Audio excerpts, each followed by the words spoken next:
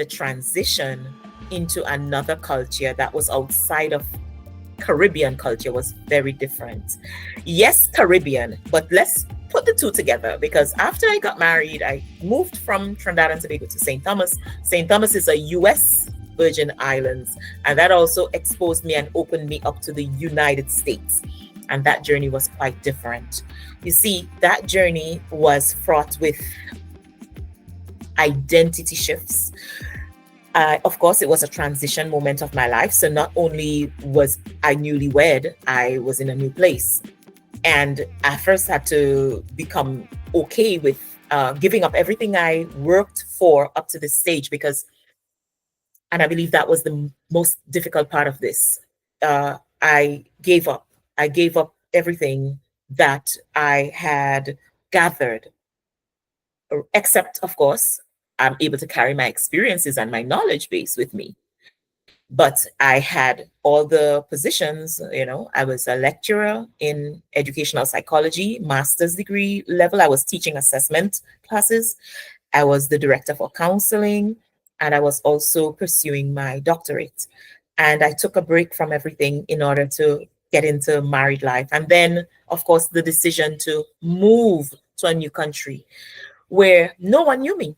No one knew me there for who I was.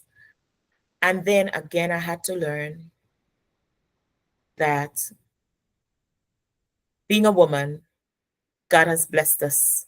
So, yes, I took on a new name, and everybody knew me as my husband's wife, Mrs. James. They didn't know me as Tersa Holder and what Tersa Holder had done up to this point, or what God was able to do with me. I applied for a job. I got an interview, but the interview was actually before the date I was due to be there. And after I got there and I applied, I never got another opening like that. I never did. So I was now Mrs. James. I was not the psychologist. I mean, I told people who I was, but they didn't know anything about my practice. They didn't know anything about me lecturing at a university. I wasn't lecturing there. They only knew about me based on what they heard and what they saw before their eyes. And that was a huge struggle for me. I encountered a culture shift. I had lost a part of my identity. And again, I had to seek God. And when I went to God, He said, remember, I'm with you. And again, I had to turn inwards to understand what made me strong in this moment. What can I do fully? What is it that I have no barrier to do? And in that stage of my life, there were two things that helped to build back my strength in my standing as a leader. God gave me stages. And I don't mean stages in terms of different levels in life or different seasons. I mean literal stages. Because God gave me a talent for singing. And I dedicate my talent to glorifying Him. So God gave me stages.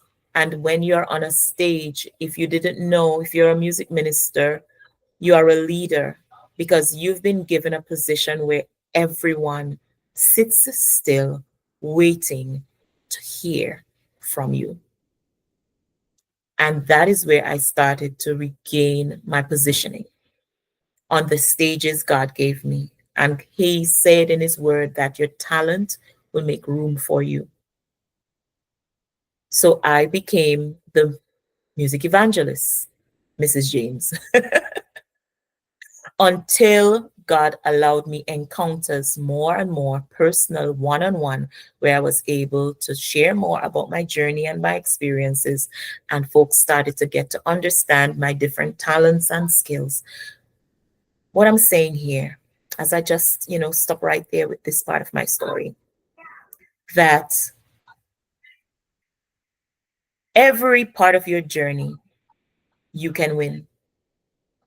You may not win in the way you think, but remember that Throughout your life, you are gathering experiences and strengths. And yes, you may be poised at the top of your game at one instance, in one season of your life. It may not be that always. There are different seasons. And in every season, you need to lean in on God. Let Him be the one that carries you. Lean in on your strengths. There is something that you can do to help someone else, whether it is one-to-one, two-by-two, a group, or an entire congregation. Whatever it is, where God gives you opportunity, you can add blessings to someone else's life. You can help someone.